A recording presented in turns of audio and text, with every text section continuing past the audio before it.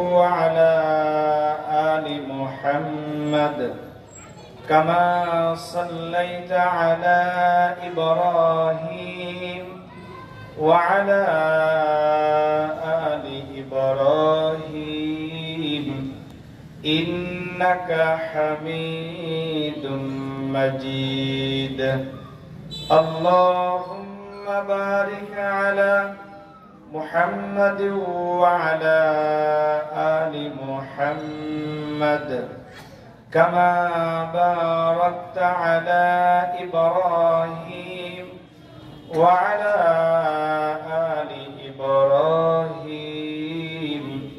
إنك حميد مجيد بلغ العلا بكماله كشف الدجى بجماله حسنت جميع خصاله صلوا عليه وآله زبان سر بولن সবাই بلغ العلا بكماله كشف الدجى بجماله حسنت جميع خصاله صلوا عليه وآله 1400 বছর পূর্বে যখন এই দুনিয়ার বুকে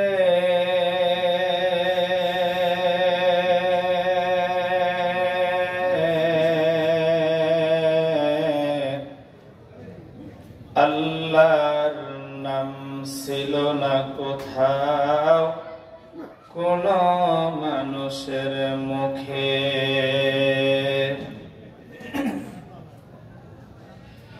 মন্দিরে শুধু বাজিত ঘন্টা মন্দিরে শুধু বাজিত ঘন্টা ছিল না আজানের ধ্বনি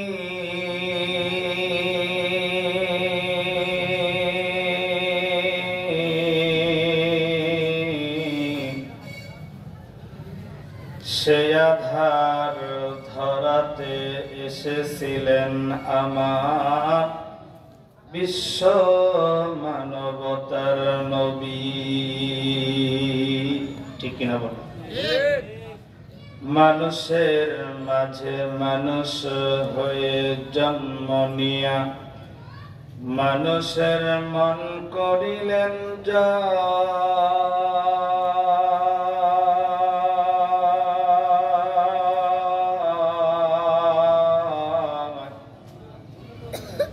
ভালোবাসা দিয়া কোরআন দিয়া হাদিস দিয়া অন্তর দিয়া কোন মন্ত্র দিয়া নয় লা ইলাহা ইল্লাল্লাহ লা ইলাহা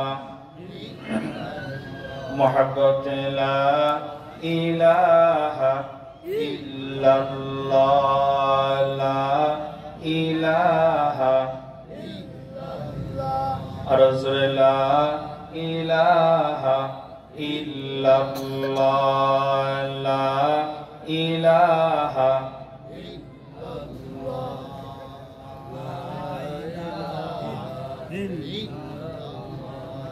সবাই মিলে লা ইলাহা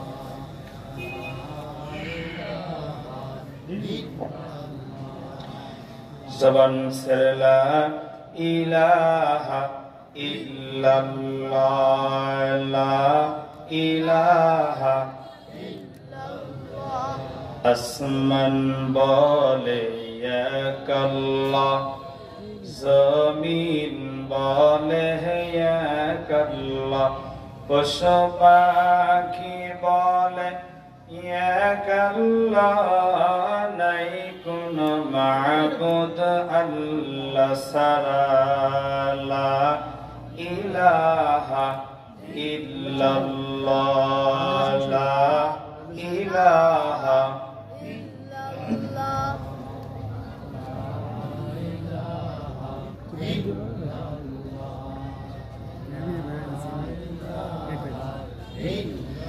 मोहब्बत ला इलाहा इल्लल्लाह, ला इलाहा ला इलाहा इल्लल्लाह मुहम्मदुर रसूलुल्लाह सल्लल्लाहु अलैहि वसल्लम। আলহামদুলিল্লাহ, আলীনগর ওয়াইজনগর মোহাম্মদিয়া মাদ্রাসা ও এতিমখানার উদ্যোগে 37তম বাৎসরিক ওয়াজ ও দোয়ার মাহফিলের সম্মানিত সভাপতিত্ব করবেন জনাব হাজী মোহাম্মদ মুস্তাফা, সভাপতি অত্র মাদ্রাসা, এবং আজকের মাহফিলের সম্মানিত প্রধান অতিথি, বিশেষ অতিথিবৃন্দ, সেই সাথে আজকের মাহফিলের সম্মানিত প্রধান মেহমান, প্রধান বক্তা, বিশিষ্ট আলেমে দ্বীন, মুফাসসির কুরআন শাইখ সৈয়দ রশিদ আহমদ ফিরদৌস বিন ইসহাক সাহেব দামাত বরকাতুহুল আলিয়া, মুফাসসির কুরআন, মুফাসসির মুহাদ্দিস মুফতি এম.এ. শাইখ চরমোনাই ঢাকা মার্কাজ, এবং আজকের মাহফিলের সম্মানিত প্রধান আকর্ষণ, আজকের মাহফিলের প্রধান আলোচক হিসেবে যিনি কথা বলবেন, আমাদের বাংলাদেশের রত্ন, বিশিষ্ট আলেমে দ্বীন, হাজারো লক্ষ লক্ষ যুবকের হৃদয়ের ভালোবাসার স্পন্দন, হাজারো লক্ষ যুবকের আইডল, হযরতুল আল্লাহ হযরত মাওলানা মুফতি আরিফ বিন হাবিব সাহেব দামাত বরকাতুহুল আলিয়া, শেখুল হাদিস জামিয়া শরীফিয়া আরাবিয়া লালবাগ ঢাকা। সে সাথে বিশেষ আলোচক হিসেবে আজকের মাহফিলে যিনি কথা বলবেন হযরতুল আল্লাহ হযরত মাওলানা মুফতি শহীদুল ইসলাম মাদানী সাহেব দামাত বরকাতুহুল আলিয়া, এবং আরো যিনি কথা বলবেন আমার অত্যন্ত শ্রদ্ধাভাজন উস্তাদ, আমাদের সিংগাইরের কৃতি সন্তান, প্রবীণ আলেমে দ্বীন হযরতুল আল্লাহ হযরত মাওলানা মুফতি শাহজাহান সাহেব দামাত বরকাতুহুল আলিয়া, শাইখুল হাদিস উম্মে সালমা বালিকা মাদ্রাসা সিংগাইর মানিকগঞ্জ, এবং আরো কথা বলেছেন আমার প্রিয় ভাই হযরতুল আল্লাহ হযরত মাওলানা মুফতি আব্দুল হক বিন নূর সাহেব দামাত বরকাতুহুল আলিয়া, মানিকনগর কেন্দ্রীয় বাজার মসজিদ ইমাম ও খতিব সিংগাইর মানিকগঞ্জ। সে সাথে আমন্ত্রিত অনেক উলামায়ে কিরাম আছেন, এক ঝাঁক উলামায়ে কিরাম আজকের মাহফিলে উপস্থিত, অনেকে আসতেছেন।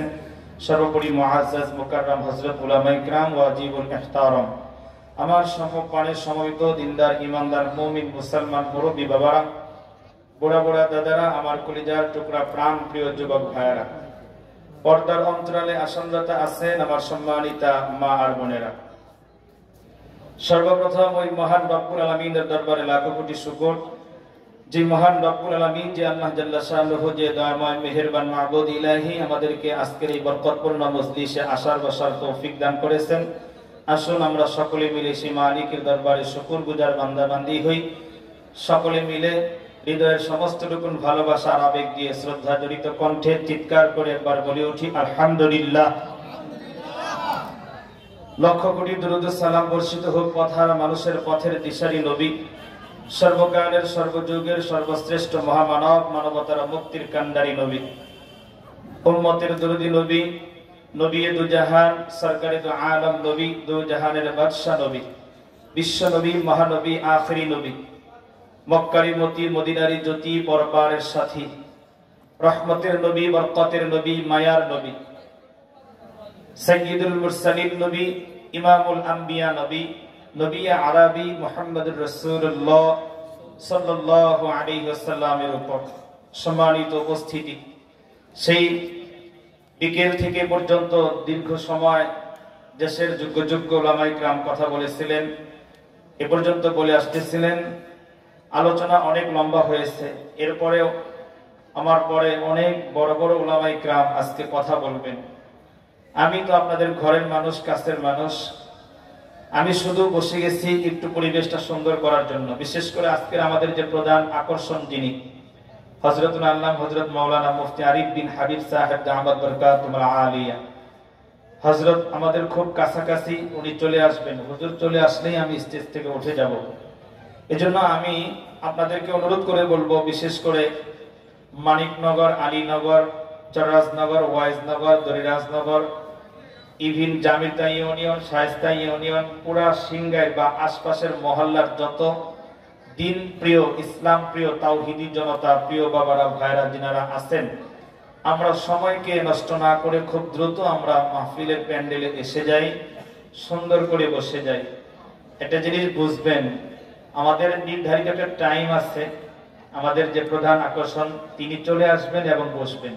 যেহেতু মাদ্রাসার একটি মাহফিল, তো আমি একটা উদ্দেশ্য নিয়ে বসছি, সেটা হলো হুজুর আসার আগেই এই অল্প সময়ের ভিতরেই একটু বয়ান করে মাদ্রাসার জন্য একটু কালেকশন করে শেষ করব। যেহেতু এটা খুব জরুরি, তাহলে লোক দরকার। আপনারা যেহেতু আসছেনই বা আসবেনই, তাহলে দেরি না করে যদি আপনারা একটু দ্রুত বসে যাইতেন, প্যান্ডেলটা ভরে যাইতো, তাহলে আমি খুব দ্রুতই কালেকশনে ঢুকতে পারি আর নির্ধারিত টাইমে আমরা আমাদের মেহমানকে দিতে পারি। এই জন্য আমি বিশেষ করে এলাকাবাসী যিনারা আছেন, আপনারা মাদ্রাসার হিতাকাঙ্ক্ষী যিনারা আছেন, আমি অনুরোধ করে বলবো, প্রিয় বাবারা, ভাইরা, কোরআনের মহাব্বতে, আল্লাহ পাকের সন্তুষ্টির জন্য এই মাহফিলকে সুন্দর সাফল্য মণ্ডিত করার জন্য আমরা খুব দ্রুত নিজ নিজ দায়িত্বে চলে আসি। আল্লাহ তাআলা সকলকে খুব দ্রুত আজকের এই মাহফিলে আসার বসার তৌফিক দান করুন। আপনারা জবান ছেড়ে বলুন আমিন।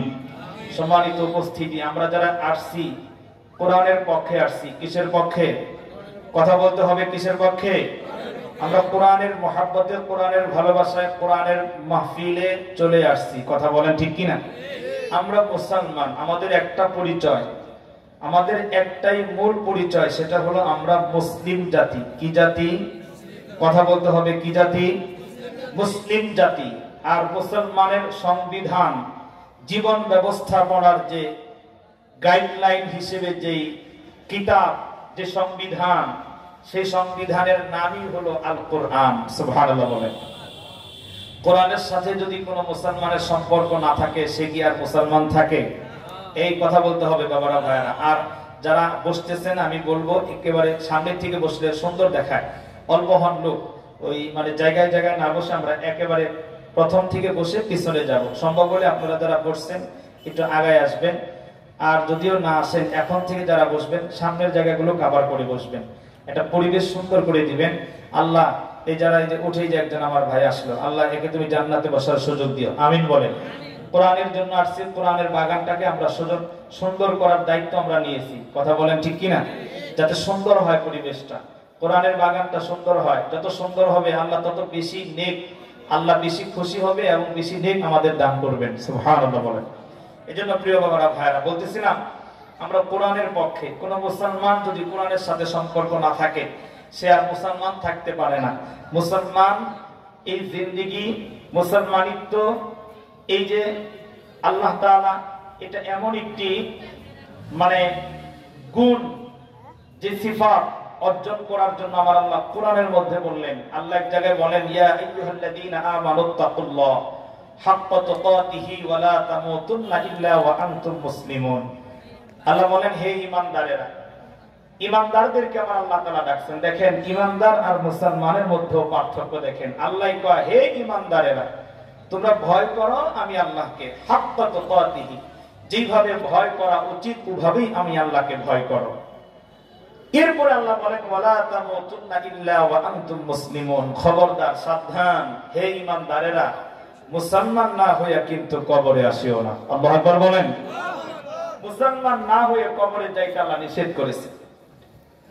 এই জন্য প্রিয় বাবারা, ভাইরা আমার, যে আল্লাহ তাআলা আমাদেরকে মুসলমানিত্ব হাসিল করে মুসলমানের গুণ অর্জন করে কবরে যেতে বললেন, অর্থাৎ মুসলমান না হয়ে কবরে যেতে নিষেধ করলেন, বোঝা গেল কবরে যাওয়ার পরে একটা পরিচয় মিলে, একটা পরিচয় আপনার শান্তি মিলবে, একটা পরিচয়ের মাধ্যমে মুক্তি মিলবে। ওই পরিচয়ের নাম হলো আমি মুসলমান। ঠিক কিনা বলেন? মুসলমান। মুসলমানের জন্য আমার আল্লাহ তাআলা জান্নাত বানিয়েছেন।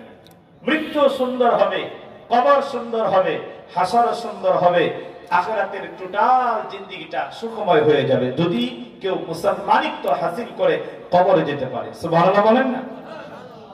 এই জন্য প্রিয় বাবারা, ভাইরা আমার, বন্ধুরা আমার, এখন তো বর্তমান সমাজের ভিতরে আমরা নামে মুসলমান, কাজের বেলায় মুসলমান খুঁজে পাওয়া যায় না।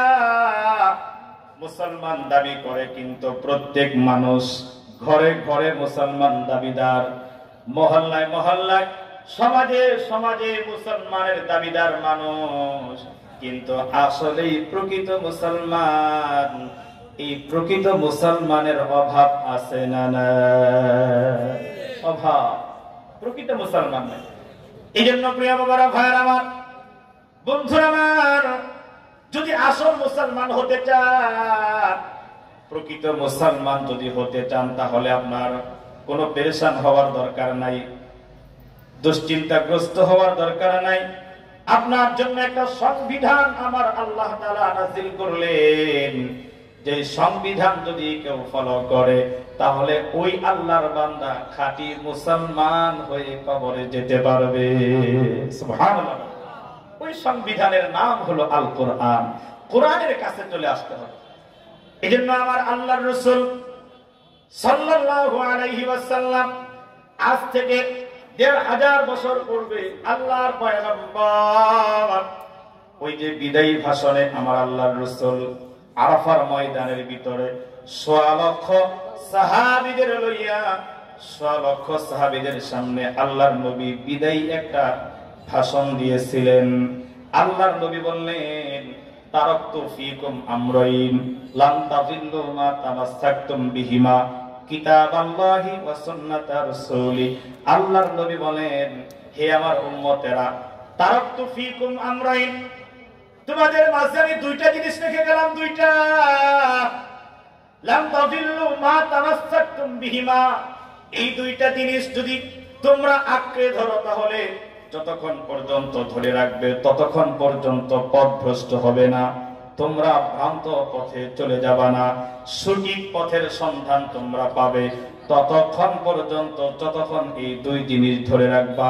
দুই জিনিসের মধ্যে আল্লাহর নবী বলেন, কিতাবাল্লাহি ওয়া সুন্নাতা রাসূলি। আল্লাহু আকবার বলেন। আল্লাহর কিতাব আর নবীজির সুন্নাহ, এই দুইটাকে ধরতে আল্লাহ রাসূল বলেছেন। একেবারে শেষ ভাষণে আল্লাহর নবী বলে গেলেন। এজন্য কোরআনের সাথে আমাদের সম্পর্ক লাগানো দরকার, আছে না নাই? কথা বলেন। আমাদের সমাজে তো বাবারা এমন মুসলমান আছে, কোরআন পড়তে জানবে দূরের কথা, যদি বলি কোরআন পড়তে জানেন না কে কে, তাহলে অধিকাংশ মানুষ বলবে, হুজুর কোরআন শরীফ পড়তে জানি না। তবে আমার আরো আশ্চর্য লাগে আর দুঃখ লাগে হলো, কোরআন শরীফটা আপনি পড়তে জানেন না মাল্লা। ছোট্টবেলায় আপনার বাবা কোরআন শিখায় নাই, বা কোরআন শিখার ব্যবস্থা করে দেয় নাই, অথবা আপনার শিখার তৌফিক হয় নাই, বুঝলাম।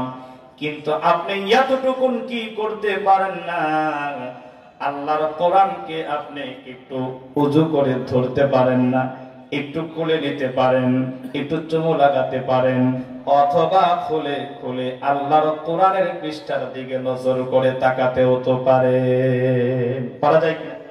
কিন্তু এই মানুষ তো আমাদের সমাজে অভাব, যে বরং এমন কিছু মানুষ আছে ৫০ বছর ৬০ বছর তার বয়স চলে, এখনো আল্লাহর কোরআন কোনদিন তার এই দুই হাতে ধরে দেখে নাই, আছে না নাই? কথা বলে এবার পাক্কা মুসলমান দাবি করে। কেমন মুসলমান? মুসলমানের সংবিধান আল্লাহর কোরআনটারে ধইরা দেখে নাই, অথচ কেউ যদি কোরআন তেলাওয়াত না শিখে তাহলে সে মানে এটা একটা ফরজ বিধান, মানে এমন একটা বিধান, এটা মানে কেউ না শিখলে মানে সে দিনদারি মুসলমানিত্ব অর্জন করা সম্ভবই না। এবং কোরআন শরীফ কেউ যদি তেলাওয়াত না জানে এটা আল্লাহর গোলাম হওয়া সম্ভব না, মুসলমান হওয়া সম্ভব না। ইবাদত যেটা শ্রেষ্ঠ ইবাদত নামাজ, যে নামাজ না পড়লে অনেক ফতোয়ার মধ্যে এমন আসছে নামাজ তরককারীকে কাফের বলা হয়। মুসলমান আর হিন্দুর মধ্যে পার্থক্য করা হয় নামাজের মাধ্যমে। এই নামাজ আপনি পড়তে গেলে কোরআন তেলাওয়াত শেখা দরকার, আছে না নাই? কথা বলতে হবে, আছে না নাই? কিন্তু নামাজ তো পড়েন, যদি জিজ্ঞেস করি বলবেন হুজুর নামাজ খালি পড়ি মানে ফজর পড়ি, জোহর পড়ি, আসর পড়ি, মাগরিব পড়ি, ইশা পড়ি, আবার তাহাজ্জুদ পড়ি, কিন্তু কোরআন তেলাওয়াত জানি না। কথা বলেন, আছে না নাই? আমি জিজ্ঞেস করতে চাই বাবা, কোরআন তেলাওয়াত জানেন না, তাহলে নামাজের ভিতরে আপনি কোন সূরা, কোন দোয়া আর কোন মন্ত্র দিয়ে পড়লেন? বোঝা গেল আপনি লৌকিকতার জন্য সমাজের মানুষ বলবে আপনাকে নামাজি, এই কারণে মসজিদে যান, এই কারণে টুপি লাগান, এই কারণে পাঞ্জাবি পরেছেন, মানুষকে বোঝাইবার জন্য আপনি রুকু সিজদা করেন। আসলেই প্রকৃত আমার আল্লাহর জন্য আপনি নামাজ পড়েন না। ঠিক কিনা বলেন? আল্লাহর জন্য যদি আপনি নামাজ পড়তেন তাহলে কোরআন তেলাওয়াত লাজিম, কোরআন শিখতেই হবে। আল্লাহ রাসূল সাল্লাল্লাহু আলাইহি ওয়াসাল্লাম বলেন কোরআন তেলাওয়াত শিখা এটা ফরজে আইন, প্রত্যেকটা মুসলমানের উপর এটা ফরজ। কোরআন বোঝা হলো ফরজে কিফায়া, মানে কোরআনের তরজমা, ব্যাখ্যা, বিশ্লেষণ, অর্থাৎ বড় আলেম হওয়া, মুফাসসির হওয়া এটা ফরজে কিফায়া। যদি গ্রামের ভিতরে 4-5 জন কেউ মুহাদ্দিস মুফাসসির হয়, কোরআনের জ্ঞান সম্পর্কে যদি ভালো ধারণা বলা মাত্র 4-5 জন একটা মহল্লায় হয়, তাহলে ওই মহল্লার সবার পক্ষ থেকে এই কোরআনের হক আদায় হয়ে যায়, কোরআন বোঝার যে হক এটা আদায় হয়ে যায়। কিন্তু কোরআন বোঝা ফরজে কিফায়া কিছু মানুষ বুঝলে হয়, কিন্তু কোরআন তেলাওয়াত শিখা এটা ফরজে আইন, সবার পক্ষেই শিখতে হয়। সবার জন্য শিখা লাগবে বাবা, ভাইয়ের আমার, বন্ধু আমার। এজন্য কোরআনের কিছু হক আছে, হক, কোরআনের অনেকগুলো হক। এই হকগুলোর মধ্যে 1 নম্বর হক হলো কোরআনকে আপনি মুহাব্বত করবেন, কোরআন ধরবেন, কোরআনকে ভালোবাসবেন। এই কোরআনকে ভালোবাসা, মুহাব্বত করা, কোরআনকে মাঝে মাঝে বুকে জড়ায়া ধরা, কোরআনের গায়ের ভিতরে চুমু লাগানো, কোরআন উঁচু জায়গায়, সম্মানিত জায়গায় রেখে দেওয়া, কোরআনকে যথেষ্ট সম্মান ভাবে কোরআনকে হেফাজত করা, এটা কোরআনের হক, আপনার কাছে অধিকার। সুবহানাল্লাহ বলেন। অনেক বাড়ি আছে এমন কোরআন শরীফ রাখে এমন জায়গায়, যে জায়গায় ইংলিশ বইও রাখা চলে না, আছে না নাই? এক খবরই নেয় না, কোরআনের গায়ে একটা কাবার লাগায় না, কোরআনের গায়ে ধুলো বালু পড়ে আছে, 1 মাস 1.5 মাস 1 বছর হয়, ওই যে মা মারা গেছিল, দাদি মারা গেছিল, দাদা মারা গেছিল, ওই দিন একটু বের করে তার মেয়ে তার ছেলে একটু পড়ছিল। আজকে 1.5 বছর 2 বছর হয়, কোরআনের সাথে আর কারোর সাথে স্পর্শতা নাই, আছে না নাই? কথা বলে। এজন্য প্রিয় বাবারা, ভাইয়ের আমার, আমার নবীকে আমার আল্লাহ কোরআনের অনেকগুলো হক, যে হকগুলো আছে তার মধ্যে আমার নবীকে আমার আল্লাহ প্রথমে বললেন উতলু মা উহিয়া ইলাইকা মিনাল কিতাবি ওয়া আকিমিস সালাহ। আল্লাহু আকবার বলেন না? আল্লাহ তার নবীকে বলেন, নবী আমার, উতলু মা উহিয়া ইলাইকা, আপনার উপরে যা ওহী করা হলো, অর্থাৎ আপনার উপরে যে কিতাব আমি নাজিল করলাম, যে কোরআন নাজিল করলাম, বন্ধু হে, উতলু মা উহিয়া ইলাইকা মিনাল কিতাব। আল্লাহর রাসূল বলেন, আমাকে আল্লাহ ডাক দিয়ে কয়, নবী কয়, আল্লাহ আমারে বলে আপনার উপরে যেটা আমি ওহী করলাম, যেটা নাজিল করলাম, ওটা আপনি আবৃত্তি করেন, ওটা আপনি তেলাওয়াত করেন। সুবহানাল্লাহ বলেন। বন্ধু, নবীজির পহেলা মিশন ছিল কোরআন শরীফ তেলাওয়াত করা। কোরআন শরীফ তেলাওয়াত করতো আল্লাহর রাসূল। নবীজি বেশি বেশি তেলাওয়াত করতো। এই যে তেলাওয়াত করতে করতে আল্লাহর নবী কোরআন তেলাওয়াত এমন করতো, মাঝে মাঝে এমন হতো আল্লাহর নবীর কোরআন তেলাওয়াত শুই না কাফের বেদিন পর্যন্ত শুই নাই মুসলমান হয়ে যেত। সুবহানাল্লাহ বলেন। আল্লাহর রাসূলকে আল্লাহ প্রথমে মিশন দিলেন, আপনি কোরআন তেলাওয়াত করুন। মানুষের ধারে ধারে গিয়ে দাওয়াত দেওয়ার আগে আগে কোরআন তেলাওয়াত করুন, আপনি এটা প্রচার করুন, আবৃত্তি করুন, বেশি বেশি তেলাওয়াত করুন। উত্তমা উহিয়া ইলাইকা মিনাল কিতাবি ওয়া আকিমিস সালাহ। নামাজের কথা আল্লাহর রাসূলকে আল্লাহ পরে বললেন যে আপনি নামাজ প্রতিষ্ঠিত করবেন, তবে আগে কোরআন তেলাওয়াত করুন। জোরে বলেন না সুবহানাল্লাহ। প্রিয় বাবারা, ভাইরা আমার, বন্ধুরা আমার,